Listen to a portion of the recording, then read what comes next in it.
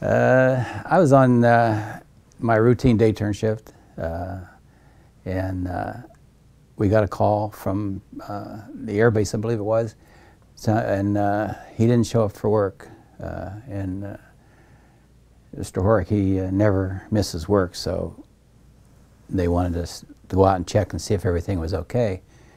So I went over to the house over on 9th Street and went in, and all the doors was locked. There was a car in the driveway, but nobody answered the door. Looked in the windows, didn't see anything.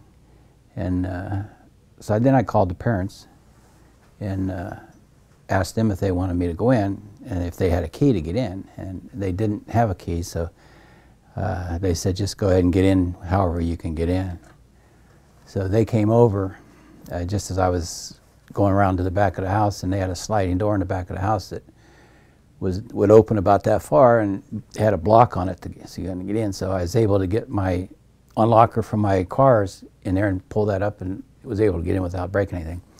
But then we all went inside the house, and we looked around the house for a while and couldn't find anything, nobody there.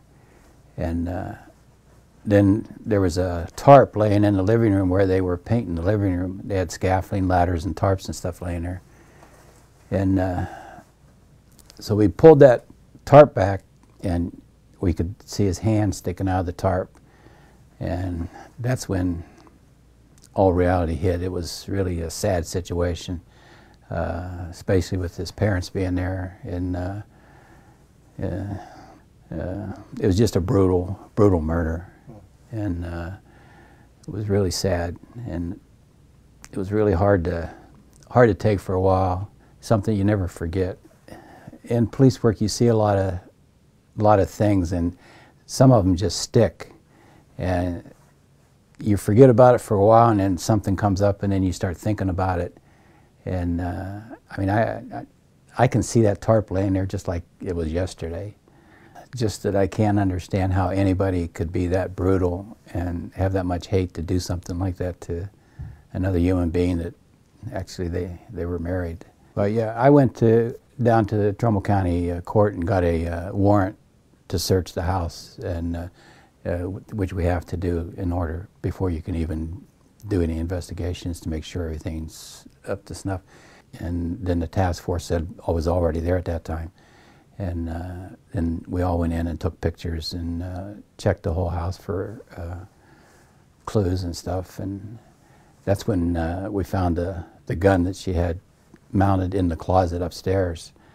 It was in a rig where it had a string tied to the trigger, and luckily she didn't tie that to the doorknob of the closet, or when somebody opened the closet door it would have been all over. But just lucky she didn't have that tied. It wasn't you who found the gun, was it? Yes. There was about 2 or 3 of us in the room at the time, but I was there too. So if you'd opened that door, it could have been you who was could have been. Yeah, could have been. Yeah. Huh. We've all been waiting for this day, and it's finally here, and I'm really glad, and I hope she gets what's coming to her. You never forget about it. I'm always thinking about it. Every time you see something, you just wonder if she's going to get back.